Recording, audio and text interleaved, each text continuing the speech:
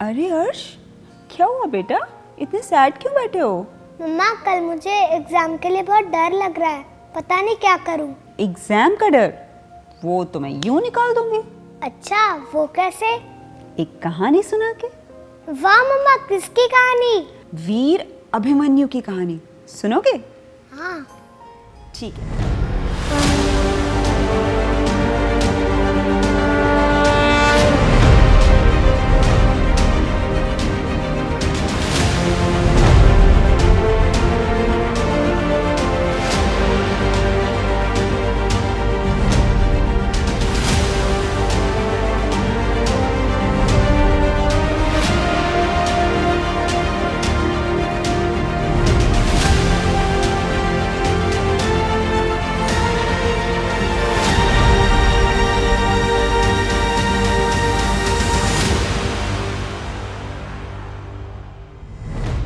बहुत समय पहले की बात है।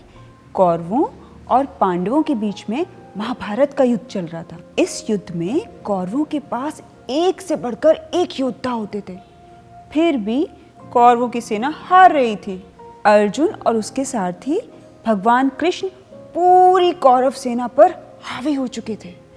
द्रोणाचार्य, जिन्होंने कौरवों और पांडवों दोनों को योद्धा बनाया था, अस्त्र और शस्त्र चलाना सिखाया था, वो भी कौरवों की साइड से लड़ रहे थे।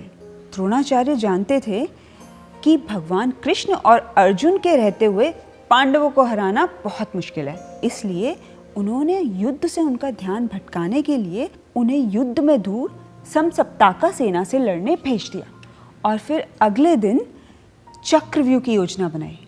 चक्रव्यूह की बात सुनकर सारे पांडव बहुत चिंतित हो गए, क्योंकि उनको चक्रव्यूह को भेदना और उससे बाहर निकलना नहीं आता था। ये तो सिर्फ अर्जुन ही जानते थे और वो तो बहुत दूर थे। अगले दिन अगर पांडव चक्रव्यूह में जाने से मना करते तो उनकी हार मानी जाती। सभी पांडव अपने शिविर में इसी चिंता में बैठे थे कि तभी वहां एक छोटा बालक आया, अभिमन्यु।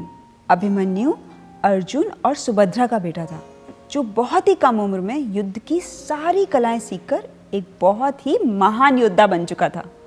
उसके चेहरे पर बहादुरी का तेज साफ दिखाई देता था।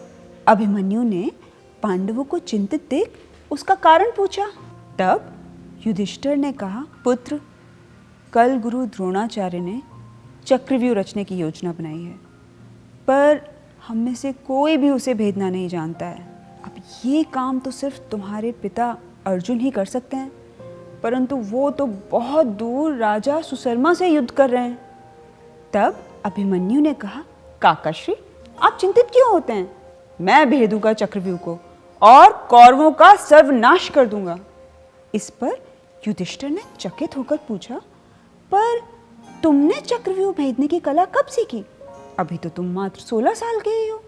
तब अभिमन्यु ने कहा, काकाश्री, ये कला तो मैंने अपनी माता सुभद्रा के पेट में ही सीख ली थी। एक बार जब मैं माता के गर्भ में था, पिताजी उनको चक्रव्यूह में घुसने की कला के बारे में बता रहे थे और मैं सब सुन रहा था। पर हाँ, मैं इसके अंदर जाना तो जानता हूँ, पर बाहर निकलना नहीं जानता, क्योंकि माता जी बीच में ही सो गई थी। और तब पिताजी ये बताते बताते रुक गए कि चक्रव्यूह के अंतिम द्वार से कैसे बाहर निकलना है। इसलिए मैं ये नहीं जानता कि इससे बाहर कैसे निकला जाए। तब भीम ने कहा, तो ठीक है, कल हम सब अभिमन्यु के साथ चक्रव्यूह में अंदर जाएंगे।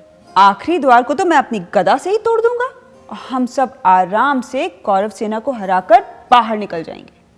पर युधिष्ठिर ने अभिमन्यु से कहा कि पुत्र, अभी तो तुम बहुत छोटे हो, हम अपने स्वार्थ के लिए तुम्हारे प्राणों को संकट में नहीं डाल सकते। इस पर वीर अभिमन्यु ने सीना तानकर कहा, काकाश्री, मैं एक वीर पुत्र हूँ। शत्रु ललकारे और मैं शांत रहूं, ऐसी शिक्षा तो मुझे नहीं मिली है। आप मुझे युद्ध करने की आज्ञा दे दीजिए। अभिमन्यु की हट के आगे सबको झुकना ही पड़ा। अगली सुबह पांचों पांडव और अभिमन्यु अपनी सेना के साथ चक्रव्यूह को भेदने के लिए तैयार खड़े थे। ललकार हुई और बड़ी आसानी से अभिमन्यु चक्रव्यूह के पहले द्वार से अंदर घुस गया। पांडव भी उसके पीछे पीछे युद्ध करते हुए अंदर घुस गए। यहाँ गुरु द्रोणाचार्य खड़े थे। उनसे अभिमन्यु और पांडवों का भीषण युद्ध हुआ और उन्हें हराकर अभिमन्यु दूसरे द्वार को भेद कर आगे बढ़ गया। यहाँ जयद्रथ नाम का एक योद्धा खड़ा था जिसे हराकर अभिमन्यु तीसरे द्वार को भी पार कर गया। पर जयद्रथ ने यहाँ पांडवों को रोक लिया।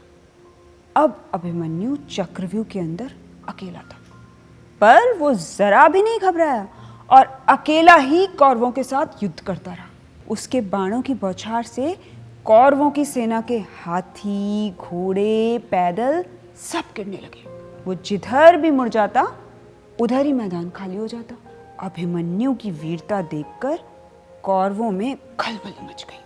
दुर्योधन ने जब देखा कि चक्रव्यूह का आखिरी द्वार भी टूटने ही वाला है, तो उसने अपने सब योद्धाओं से बोला, अरे आप लोग खड़े होकर क्या देख रहे हो? सब मिलके अभिमन्यु को मार क्यों नहीं गिराते? ये सुनते ही सातों महारथियों ने अभिमन्यु को चारों तरफ से घेर लिया। उसके सारथी को मार दिया और उसके रथ के भी टुकड़े टुकड़े कर दिए और इसके बाद उन्होंने अभिमन्यु के धनुष को भी तोड़ दिया। इतने पर भी वीर अभिमन्यु ने युद्ध करना खत्म नहीं किया। धनुष टूट जाने पर वो रथ का पहिया हाथ में उठाकर युद्ध करने लगा, पर उस पहिए को भी महारथियों ने चूर चूर कर दिया। अब अभिमन्यु निहत्था था, उसके पास कोई भी हथियार नहीं बचा था। उस समय युद्ध का एक नियम था कि कोई भी किसी निहत्थे योद्धा पर वार नहीं करेगा, पर कौरव तो जैसे जीत पाने के लिए अंधे हो गए थे और उन्होंने उस निहत्थे बालक पर तीर चलाना शुरू किया। अभिमन्यु ने द्रोणाचार्य की तरफ देखा और कहा, गुरुजी, आप ऐसा कैसे होने दे सकते हैं? एक निहत्थे पे वार करना तो युद्ध का नियम नहीं है। पर द्रोणाचार्य विवश थे और वो कुछ न कह पाए। इतने में दुशासन के पुत्र ने पीछे से आकर अभिमन्यु के सिर पर गदा से वार किया और अभिमन्यु धरती पर गिर पड़ा, फिर कभी नहीं उठा। कौरवों ने अभिमन्यु को छल से मार दिया। अपनी साहस और वीरता के कारण अभिमन्यु पूरी दुनिया में अमर हो गया और आज भी पूरी दुनिया अभिमन्यु को एक वीर योद्धा के रूप में याद रखती है। तो अर्श, तुमने देखा कैसे सबसे छोटे होते हुए भी अभिमन्यु अपने सामने खड़ी मुश्किलों से डरा नहीं, और देखा कैसे उनका डटकर सामना किया। उसे कौरवों ने छल से मारा, अदरवाइज उसकी हिम्मत के आगे तो सबने घुटने टेक दिए थे, है ना? तो लाइफ की ये जितनी भी प्रॉब्लम्स है ना, वो भी इस चक्रव्यूह के जैसी है। आपको बस हिम्मत रखनी है और प्रॉब्लम्स का डट कर सामना करना है। फिर देखो कैसे सारे डोर्स खुलते जाते हैं और आप सक्सेसफुल होते जाते हैं। यानी मम्मा, मेरा एक एग्जाम भी चक्रव्यूह है। अगर मैं डरूं नहीं तो मैं जीत सकता हूँ। बिल्कुल। थैंक यू मम्मा, अब मैं कभी नहीं डरूंगा और अपना एग्जाम भी अच्छे से दूंगा। Very good.